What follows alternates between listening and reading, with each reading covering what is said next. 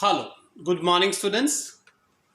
આજે આપણે નવા ચેપ્ટરની શરૂઆત કરવા જઈ રહ્યા છે. જાહેર અર્થવિધાન અને કરવેરા, પબ્લિક ફાઇનાન્સ એન્ડ ટેક્સેશન. આ જે પબ્લિક ફાઇનાન્સ છે એ અર્થશાસ્ત્રની એક ખૂબ જ અગત્યની શાખા છે અને છેલ્લા અમુક દાયકાથી એનું મહત્વ દિવસે ને દિવસે વધતું જાય છે.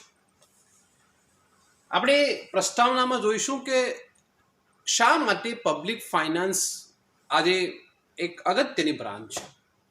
એનું કારણ છે આર્થિક વિચારધારામાં આવેલ તફાવત. લાસ્ટ સેન્ચુરી સુધી, 19મી સદીના પૂર્વાર્ધ સુધી અર્થશાસ્ત્રીઓ માનતા હતા, જે કોન્સેપ્ટ હતો એ કોન્સેપ્ટને કહેવાય પોલીસ રાજ્ય. એનો મતલબ એમ થાય કે there are only two functions of the government: defend country against foreign aggression and maintain the law and order condition within the nation. જે સરકાર છે, રાજ્ય, એ કોઈ પણ પ્રકારની આર્થિક પ્રવૃત્તિઓમાં હસ્તક્ષેપ કરવો જોઈએ નહીં. રાજ્યના મુખ્ય બે જ કાર્ય છે: વિદેશી આક્રમણથી રક્ષણ કરવું અને દેશમાં કાયદો અને વ્યવસ્થાની સ્થિતિ જાળવવી. એને આર્થિક બાબતોમાં કોઈ પણ પ્રકારનો હસ્તક્ષેપ કરવો જોઈએ નહીં. એટલે જે નીતિ છે એને કહેવાતી હતી સ્વૈર વિહારી નીતિ. શું ઉત્પાદન કરવું, કેટલું ઉત્પાદન કરવું, ક્યાં વહેંચણી કરવી, ઉત્પાદન, વહેંચણી, વિનિમય, એ બધા જ નિર્ણયો, તમામ નિર્ણયો કોને લેવા જોઈએ? ખાનગી સાહસોએ લેવા જોઈએ. જે આપણા પ્રશિષ્ટ અર્થશાસ્ત્રીઓ છે અને કેટલીક નિયો ક્લાસિકલ થિયરીઝ છે, આ નીતિ પર બેઝ છે. પણ છેલ્લા અમુક વર્ષથી આમાં પરિવર્તન આવ્યું છે. હવે રાજ્ય એટલે અહીંયા દેશની વાત છે. રાજ્ય એ પોલીસ રાજ્ય નથી, પણ રાજ્ય શું છે? એક કલ્યાણ રાજ્ય છે. સરકારે લોકોના કલ્યાણ માટે કાર્ય કરવા જોઈએ. અને ગવર્મેન્ટના માત્ર બે જ કાર્યો નથી, રક્ષણ કરવું ને કાયદો વ્યવસ્થા જાળવવી. ગવર્મેન્ટના ઘણી બધી આર્થિક બાબતોમાં ગવર્મેન્ટે હસ્તક્ષેપ કરવો જોઈએ. અને કેઇન્સનું માનવું જોઈએ કે ગવર્મેન્ટ મસ્ટ ઇન્ટરફિયર. ગવર્મેન્ટે હસ્તક્ષેપ કરવો જ જોઈએ. હમણાં હાલની તારીખે તો આપણા જે નાગરિકનો એવો કોઈ પણ ભાગ નહીં હશે, કોઈ પણ આસ્પેક્ટ નહીં હશે જે સરકાર દ્વારા ટચ નહીં થઈ હશે. હમણાં માની લઈએ કે આપણે જોઈએ પબ્લિક હેલ્થ, જાહેર સ્વાસ્થ્ય, કોઈની સિચ્યુએશન ચાલે છે, ગવર્મેન્ટની કેટલી મોટી જવાબદારી છે લોકોનું સ્વાસ્થ્ય બાબતમાં માટે કાર્ય કરવાની.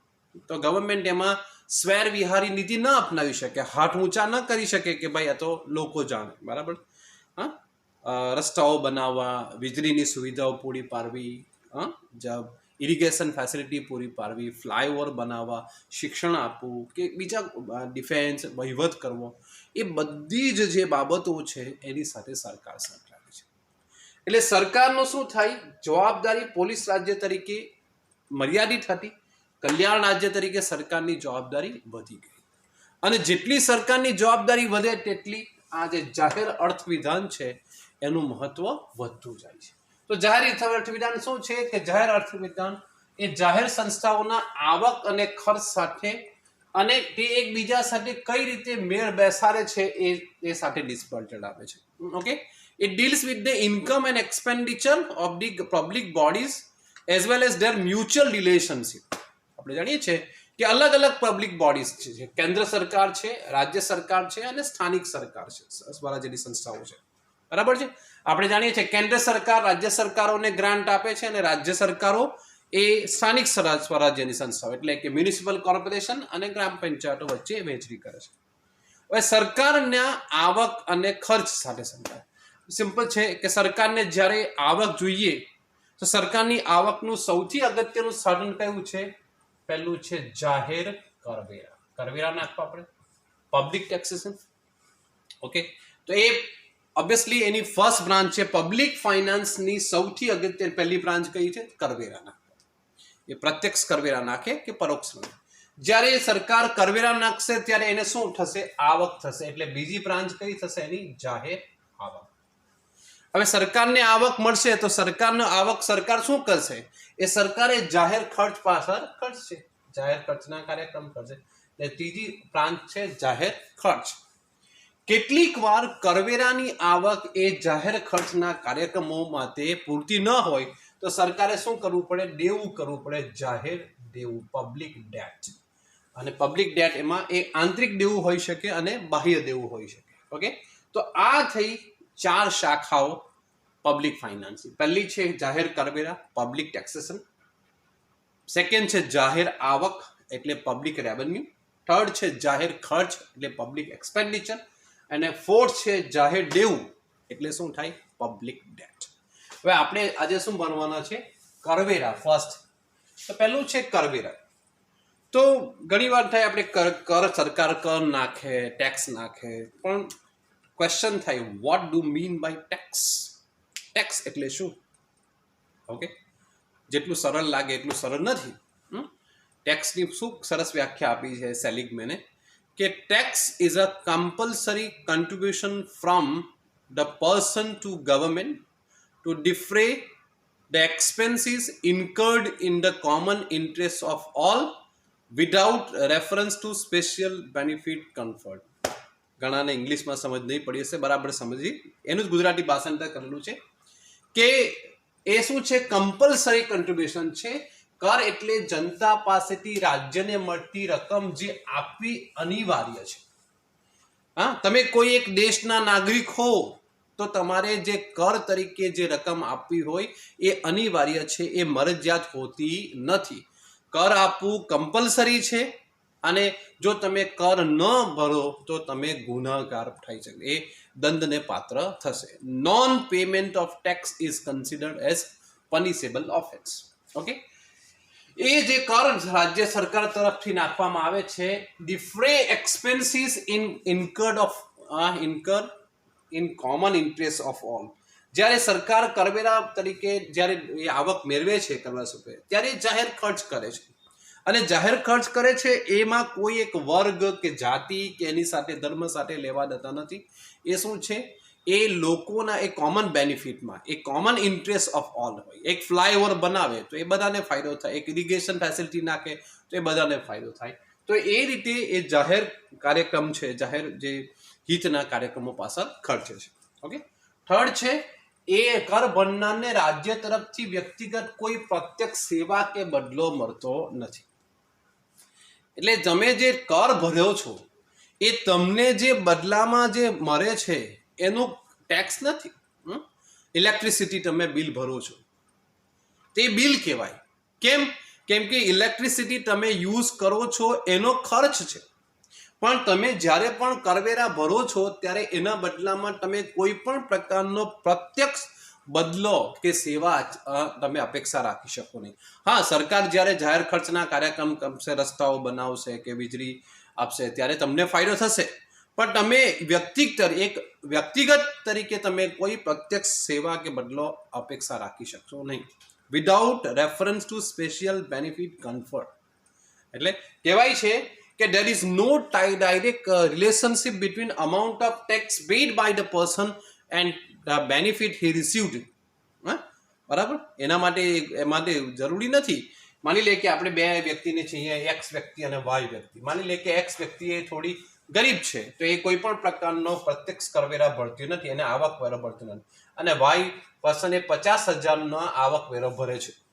એનો અર્થ એ નથી કે વાય પર્સનને એવી અપેક્ષા રાખવો છે કે મારે સરકાર તરફથી જે બી લાભ મળે છે તેમાં સૌથી પહેલા પ્રાથમિકતા મને મળવી જોઈએ અને મને વધુ લાભ મળવા જોઈએ. ઉલટાનું એવું બને કે એક્સ પર્સનને વધારે લાભ મળે. ઓકે, એટલે જે તમે કરવેરા ભરો છો એ કમ્પલસરી પેમેન્ટ છે. એમાં કોઈ પણ પ્રકારનો પ્રત્યક્ષ બદલો કે સેવાની અપેક્ષા નથી, એમાં મળતા નથી. એ તમે જે સેવા મળે છે એનું ખાતેનું ખર્ચ નથી. Gating my point? એ આ મિનિંગ છે કરવેરા. ઓકે, એટલે જ કહેવાય છે કે there is no quid pro quo relation. અને આ ટેકનિકલ ટર્મ છે ને ક્વિડ પ્રો કો, કે એ ટેક્સ પેયર છે, કર ભરનાર અને પબ્લિક ઓથોરિટી સરકાર, એ વચ્ચે કંઈ સીધો સંબંધ નથી. બરાબર? એ ભરવાનું છે, એ કમ્પલસરી છે અને એના જે એ છે જેનાથી જાહેર ખર્ચના કાર્યક્રમ થશે, એનાથી આખા સમાજને લાભ થશે, એમાંથી તમે પ્રત્યક્ષ કોઈ બદલો અપેક્ષા રાખી શકો નહીં. તો હવે આને આ જ કરવેરા પરથી આપણે જોઈશું કર આકારણીના સિદ્ધાંતો. કઈ જે કરવેરાની વ્યવસ્થા એ શ્રેષ્ઠ વ્યવસ્થા હોઈ શકે. તો એમાં 8 સિદ્ધાંતો છે. એમાં જે આ પ્રથમ 4 સિદ્ધાંતો છે એ ફાધર ઓફ ઇકોનોમિક્સ એડમ સ્મિથે આપ્યા છે, અને આ બાકીના 4 સિદ્ધાંતો આધુનિક અર્થશાસ્ત્રીએ આપ્યા છે. આપણે 8 સિદ્ધાંતની ચર્ચા કરીશું. પહેલું છે સમાનતાનો સિદ્ધાંત. સમાનતાનો સિદ્ધાંત મતલબ દરેક વ્યક્તિએ પોતાની કર ભરવાની ક્ષમતા પ્રમાણે ટેક્સ ભરવો જોઈએ. Every person should pay tax in proportion to his ability to pay. એની કરદાન ક્ષમતા પ્રમાણે ટેક્સ ભરવો જોઈએ. એટલે ધનિક લોકોએ, શ્રીમંતોએ વધારે કરવેરા ભરવા જોઈએ અને ગરીબોએ ઓછા કરવેરા ભરવા જોઈએ. સિમ્પલ વસ્તુ છે. ગરીબોની કરદાન ક્ષમતા ઓછી હોય છે, શ્રીમંતોની કરદાન ક્ષમતા વધારે હોય છે કરવેરા ભરવાની ક્ષમતા. એટલે હમણાં આધુનિક જે પ્રોગ્રેસિવ ટેક્સેશન મેથડ છે, જે વર્ધમાન છે પદ્ધતિ કરવેરાની, આવકવેરાની, એ આ સિદ્ધાંતને ફોલો કરે છે.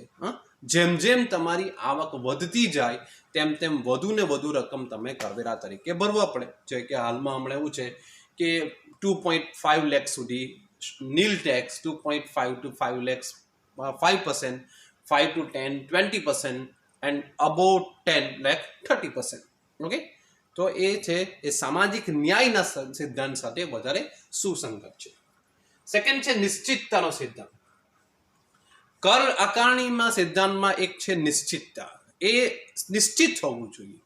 એ બધું આર્બિટ્રી નહીં હોવી જોઈએ. મતલબ એટલે કર ભરનારને ખબર હોવું જોઈએ કેટલી રકમ એને કરવેરા તરીકે આપવાનો છે, કયા સ્વરૂપે આપવાની છે, ક્યાં કરવેરો ભરવાનો છે, કયા સમયે કરવેરો ભરવાનો છે, એ બધું પહેલેથી નક્કી થયેલું હોવું જોઈએ. જો આ નિશ્ચિત હોય તો એ બંને કરવેરા કર ભરનાર વ્યક્તિને અને ગવર્મેન્ટ બંનેને એ ફાયદાકારક નીવડશે, એ બેનિફિશિયલ થશે. કર ભરનાર જે વ્યક્તિ છે એ એડવાન્સમાં પ્રોવિઝન કરી શકશે કે ભાઈ બરાબર, એને એમ થાય કે ભાઈ આવતા માર્ચ મહિના સુધી મારે 50,000 રૂપિયા કરવેરા તરીકે ભરવાના છે, તો દર મહિને અમુક રકમ કરવેરામાંથી એના આવકમાંથી કપાવી દે, એટલે જેથી કરીને માર્ચ સુધી 50,000 રૂપિયા રકમ ભરાઈ કરી શકે. એ જ રીતે ગવર્મેન્ટ પણ એક અંદાજ લગાવી શકે કે કરવેરાના સ્વરૂપે આપણે રાજ્ય સરકારને, રાજ્યની તિજોરીને કેટલી આવક થશે. ઓકે, એટલે બંનેને ફાયદાકારક છે. સુગમતાનો સિદ્ધાંત. એ કન્વિનિયન્ટ હોવી જોઈએ. જે ટેક્સેશન સિસ્ટમ એ સુગમ હોવી જોઈએ, એનાથી કોઈ પણ પ્રકારની ઇનકન્વિનિયન્સ નહીં થવી જોઈએ. જો સરકાર એવા સમયે ટેક્સ નાખે જેનાથી લોકોને અગવડ પડે તો એ મુશ્કેલ પડી જાય. હમણાં ભારત દેશમાં ખેતી પર ટેક્સ નથી, પણ જો સરકાર કૃષિની આવક પર ટેક્સ નાખવાનો વિચાર કરે અને કૃષિની આવકમાં જૂન જુલાઈ મહિનામાં ટેક્સ નાખે તો ખેડૂતોને મુશ્કેલી પડે. ખેડૂતો જ્યારે કર ભરી શકે એ નવેમ્બર ડિસેમ્બરમાં નાખે કે જેને લોકો પાકની લણણી થઈ જાય પછી જો કરવેરા નાખવામાં આવે તો એ ખેડૂતો ભરી શકે. ઓકે, એટલે એવા સમયે હોવું જોઈએ કે જેનાથી એને સુગમતા પડે. કરકસરનો સિદ્ધાંત.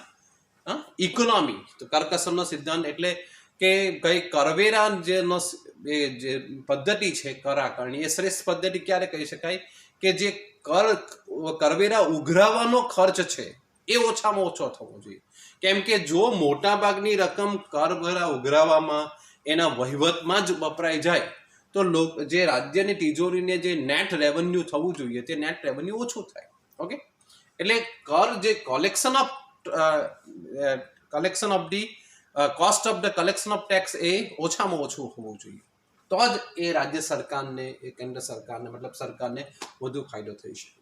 અહીંયા એક વસ્તુ ખાસ નોંધવી જોઈએ કે જીએસટી આવ્યા પછી સરકારને સૌથી વધારે ફાયદો છે. કેમ કે ઘણા બધા ટેક્સ હતા અને દરેકનો એને કલેક્ટ કરવાનો ખર્ચ અલગ અલગ થતો હતો, દરેકનો વહીવટી ખર્ચ અલગ થતો, પણ એટલા બધા ટેક્સ બધા હવે એક જ ટેક્સ બાસ્કેટમાં આવી ગયા છે અને જીએસટીના કારણે સરકારને કરવેરાનો જે ખર્ચ છે, કરવેરા ઉઘરાવવાનો, એમાં ઘણો ઘટાડો થયો છે અને સરકારને ખૂબ મોટો ફાયદો થયો છે. તો આ થયા 4 સિદ્ધાંતો જે એડમ સ્મિથે આપ્યા હતા, જે અર્થશાસ્ત્રના પિતા કહેવાય. હવે આ જે બીજા 4 સિદ્ધાંતો છે એ આધુનિક અર્થશાસ્ત્રીએ આપ્યા છે. સ્થિતિસ્થાપકતાનો સિદ્ધાંત, ઇલાસ્ટિસિટી. એટલે એ જે આપણી કર વ્યવસ્થા છે એ જળ ન હોવી જોઈએ, એ પરિવર્તનશીલ હોવી જોઈએ, એટલે સ્થિતિસ્થાપક હોવી જોઈએ. જ્યારે અમુક સમયે સરકારને વધારે નાણાંની જરૂર પડે કરવેરા સ્વરૂપે, તો એ કરવેરાની વ્યવસ્થા એવી હોવી જોઈએ કે આપણને પરમિટ કરવું જોઈએ કે જેથી વધારે નાણાં મેળવી શકાય છે. બરાબર. આપણા દેશમાં કેટલાક કરવેરા છે જે આ સ્થિતિસ્થાપકતાના સિદ્ધાંતને ફોલો કરે છે, જેવું કે આવકવેરો છે, કોર્પોરેટ ટેક્સ છે, સર્વિસ ટેક્સ છે. ઓકે, સરકારને નાણાંની વધુ જરૂર પડે, વધુ નાણાંની હોય તો કોર્પોરેટ ટેક્સ તમે વધારી દો, 35%થી 40% કરી દો, 40%થી 45% કરી દો. સર્વિસ ટેક્સ, કેમ કે હવે બધી જ સર્વિસીસ સેવાઓ સર્વિસ ટેક્સના દાયરામાં, સર્વિસ ટેક્સ 12%થી વધારીને 18% કરી દે તો સરકારની આવકમાં વધારો થઈ શકે. તો આ સ્થિતિસ્થાપકતાનો સિદ્ધાંત છે. ઉત્પાદકતાનો સિદ્ધાંત અગત્યનો સિદ્ધાંત છે. ઉત્પાદકતાનો સિદ્ધાંત બે રીતે છે. બીજું પહેલી છે કે કર વ્યવસ્થા એ શ્રેષ્ઠ કર વ્યવસ્થા ક્યારે કહેવાય કે જ્યારે એ વધારે ને વધારે રકમ એ સરકારની તિજોરીમાં જમા કરે. It brings the maximum tax revenue to the state exchequer. બરાબર, કે સરકાર કરવેરા નાખે એનાથી એ વધારે ને જેટલી વધારે રકમ મળી શકે એટલી સરકારના તિજોરીમાં જમા થવી જોઈએ. બીજું એ પ્રોડક્ટિવ એના અર્થમાં હોવી જોઈએ કે એનાથી લોકોની જે વૃત્તિ છે અથવા શક્તિ છે એના પર માઠી અસર નહીં પડવી જોઈએ. બરાબર, એનાથી બચતને પ્રોત્સાહન મળવું જોઈએ, મૂડીરોકાણને પ્રોત્સાહન મળવું જોઈએ, એનાથી ઉત્પાદન પર માઠી અસર નહીં થવી જોઈએ. જો સરકાર વધારે પડતા કરવેરા નાખી દે અને ઉત્પાદકીય પ્રવૃત્તિ પર માઠી અસર પડે તો ઉત્પાદન ઘટી જાય તો રોજગારી ઘટી જાય, આવક ઘટી જાય તો લોકોના કલ્યાણમાં ઘટાડો થાય. તો આ વ્યવસ્થા બરાબર ન કહી શકાય. 2300 વર્ષ પહેલા કૌટિલ્યે, ચાણક્ય, એના અર્થશાસ્ત્રમાં આ વાક્ય કીધું છે. બહુ સરસ આ સિદ્ધાંત સમજાવ્યો છે એના કે જૈસે ભવરા ફૂલો को नुकसान पहुंचाए बिना उसमें से रस चूसता है उसी तरह राजा को प्रजा के पास से कर लेना चाहिए. કે જ્યારે ભમરો જ્યારે ફૂલમાંથી રસ લે છે, ચૂસે છે, ત્યારે ફૂલ કરમાઈ નથી જતું, એ વધારે ખીલી જાય છે. આપણે પેલું ગીત સાંભળ્યું ને કે ભવરેને ખીલાયા ફૂલ ફૂલ ઓલ લે ગયા રાજકુમાર. એટલે એ રીતે કરવેરાની વ્યવસ્થા એવી હોવી જોઈએ કે જ્યારે સરકાર ટેક્સ નાખે તો એનાથી જે પ્રોડક્ટિવ એક્ટિવિટી છે એને નુકસાન થવી જોઈએ નહીં, એ વધારે ફ્લરિશ થવી જોઈએ. હા, ઉત્પાદન વધવું જોઈએ, બચત વધવું જોઈએ, મૂડીરોકાણ વધવું જોઈએ. ઓકે, તો એને પ્રોડક્ટિવ કહી શકાય. સરળતાનો સિદ્ધાંત, સિમ્પ્લિસિટી. જે કર વ્યવસ્થા હોવી જોઈએ એકદમ સરળ હોવી જોઈએ સમજવામાં. એ જટિલ કર વ્યવસ્થા એ ગ્રાહકોના કર ભરનારના પોઈન્ટ ઓફ વ્યૂ એ નુકસાનકારક છે. એ સિમ્પલ હોવી જોઈએ, પ્લેન હોવી જોઈએ, ઇઝી ટુ અન્ડરસ્ટેન્ડ હોવી જોઈએ. ઓકે, જો એ કર વ્યવસ્થા ગૂંચવાડા ભરી હોય, જટિલ હોય, તો શું કર ભરનારને ટેક્સ જે ઓફિશિયલ છે એમની મદદ લેવી પડે છે. એટલે એ લોકો એની દયા પર છે એમ કહી શકાય, ટેક્સ ઓફિશિયલ. અને એક અહીંયા એવું જોવા મળ્યું છે અભ્યાસ પરથી કે જેટલી વ્યવસ્થા કર વ્યવસ્થા જેટલી જટિલ એટલું કર જે ટેક્સ ઇવેઝન છે, કર ચોરીનો એ જે છે એ ચાન્સીસ વધી જાય છે. ઓકે, એટલે સરળતા હોવી જોઈએ. અને આપણે ભારત દેશમાં કહી શકાય કે હમણાં આવકવેરા એ હવે એને ફોલો કરતું થયું. એક સમય એવો હતો કે જ્યારે ભારત દેશમાં આવકવેરાનું ફોર્મ ખૂબ જ મુશ્કેલ હતું. હવે આવકવેરાનું ફોર્મ સરળ છે. કોઈ પણ સામાન્ય વ્યક્તિ પોતાનો કરવેરા જાતે ગણી શકે છે અને જાતે કર ભરી શકે છે, ઓનલાઈન ભરી શકાય છે. બરાબર, એટલે કોઈ એમાં માથાકૂટ નથી. ઓકે, કરવેરા એટલે ઇન્કમ ટેક્સનું ફોર્મનું નામ જ છે સરળ, હવે સહજ કહી શકાય. ઓકે, તો એ કરવેરાનો આવકવેરાનું જે આપણું ફોર્મ એટલું સરળ કરી દીધું અને એના લીધે આ સરળતાનો સિદ્ધાંત ફોલો કર્યું એમ કહી શકાય. વિવિધતાનો સિદ્ધાંત લાસ્ટ છે. સિદ્ધાંત કરવેરાનો જે વિવિધતા કે એવું માનવામાં આવે છે કે તમે કોઈ એક જ સિંગલ ટેક્સ નાખો અથવા થોડા ટેક્સ નાખો તો એમાંથી કર જે ચોરી છે એની શક્યતા વધી જાય છે, ટેક્સ ઇવેઝન લોકો કરી જાય છે. પણ જો વેરાયટી ઓફ ટેક્સીસ નાખો તો એ ટેક્સ ઇવેઝનની શક્યતા એટલી ઘટી જાય છે. એટલે વિવિધતાનો સિદ્ધાંત આ કહે છે. તો આ થયા 4 સિદ્ધાંતો આધુનિક અર્થશાસ્ત્રી આપે. તો આ જે વિડીયો લેક્ચરમાં આપણે જોયું કે પબ્લિક ફાઇનાન્સ એટલે શું, શા માટે પબ્લિક ફાઇનાન્સનું ઇમ્પોર્ટન્સ દિવસે દિવસે વધતું જાય છે. એમ કે પોલીસ રાજ્યમાંથી હવે કોન્સેપ્ટ ચેન્જ થયો અને કલ્યાણ રાજ્ય બન્યો છે. આપણે જોયું કરવેરા એટલે શું, કર એટલે શું, અને કર આકારણીના સિદ્ધાંતો કયા કયા છે. આજના દિવસ પૂરતું આટલું રહેશે. Thank you very much.